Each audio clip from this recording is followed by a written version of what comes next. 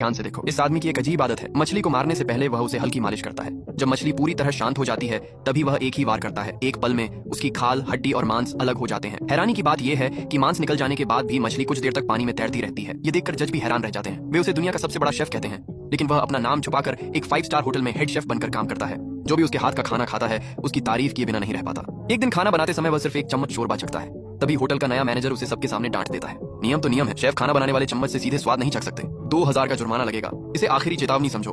तभी एक कर्मचारी कहता है, अगर शेफ सॉन्ग शोरबा नहीं छकते तो पूरा बर्तन खराब हो जाता। मैनेजर गुस्से में कहता है, चुप रहो, इस बार खाना बच गया इसलिए शिकायत नहीं लिखूंगा, लेकिन नियम नहीं बदलेंगे। 2000 रुपए का जुर्माना देना होगा। तभी एक और शेफ आता है। टेबल नंबर 3 पर मिसेस युआन बैठी हैं। वे 10 साल से यहाँ आती हैं। क्या उन्हें आपका पुराना स्पेशल विनेगर फिश मिल सकता है? शेफ सॉन्ग शांत होकर कहते हैं, वह मेन्यू में नहीं है। जब मेन्यू में आएगी तब उन ऑर्डर कर सकती हैं। दूसरा शेफ कहता है, शेफ सॉन्ग हमसे बदला ले रहे हैं। मैनेजर हंसकर कहता है, होटल को नए कुक मिल जाएंगे। क्या उन्हें लगता है कि उनके बिना रसोई नहीं चलेगी? कोई जवाब देता है, लेकिन होटल में वापस आने वाले ग्राहकों की संख्या 20% बढ़ गई है। मैनेजर कहता है, अगर ऐसा है तो तुम लोग खुद सीखो। अगले दिन एक कर्मचारी कहता है, कल सुबह वीआईपी के लिए Buddha jumps over the wall बनानी है। आपके खास स्टॉक की आखिरी छान बाकी है। शेफ सॉन्ग जवाब देते हैं, मेरी ड्यूटी खत्म हो चुकी है। होटल के नियम कहते हैं कि ड्यूटी के बाद रसोई में काम नहीं कर सकता। पहले मैं मदद करता था, लेकिन अब नहीं, अब तुम लोग खुद करो। उधर मैनेजर एक नए इंटरनेट वाले शेफ को देखता है। इसके 5 लाख फॉलोअर हैं और इसकी तनख्वाह भी शेफ सॉन्ग की सिर्फ 40% है।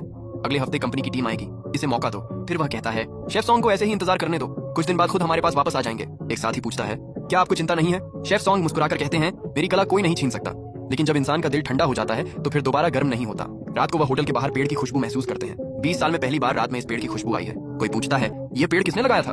वह कहते हैं, मेरे पिताजी ने। जब ये होटल खुला था तब वही पहले हेड शेफ थे। उधर होटल में एक के बाद एक खाना वापस आने लगता है। पहला बहुत नमकीन था, दूसरा बहुत सूखा था, तीसरे में इतना नमक था कि खाना मुश्किल था। ग्राहक गुस्से में कहता है, अगर फिर ऐसा हुआ तो मैं फोटो के साथ खराब रिव्यू डाल दूंगा। एक कर्मचारी कहता है, पहले शेफ सॉन्ग हर डिश चखते थे, एक बार स्वाद लेकर ही बता देते थे कि कितना नमक या चीनी कम ज्यादा है। मैनेजर चिल्लाता है, क्या तुम लोग शेफ नहीं हो? अपना खाना भी ठीक से नहीं बना सकते? तभी खबर आती है, डायमंड मेंबर मिसेस यून आज अपने मेहमानों के साथ आई हैं। उन्होंने खास तौर पर शेफ सॉन्ग का क्रैब रो टोफू मांगा है। मैनेजर कहता है, जाकर उनसे बात करो। संदेश मिलने पर शेफ सॉन्ग कहते हैं, होटल के नियम कहते हैं कि बिना मंजूरी के मेन्यू के बाहर का खाना नहीं बना सकता।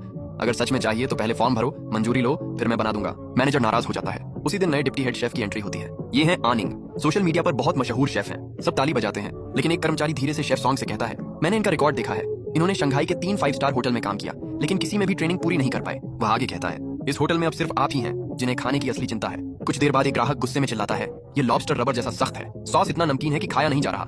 हेड शेफ को बुलाओ। स्टाफ कहता है, आज शेफ सॉन्ग नहीं है। ग्राहक और गुस्सा हो जाता है, फिर ये खराब खाना किसने बनाया? मैंने 30,000 खर्च किए हैं, पूरा पैसा वापस करो।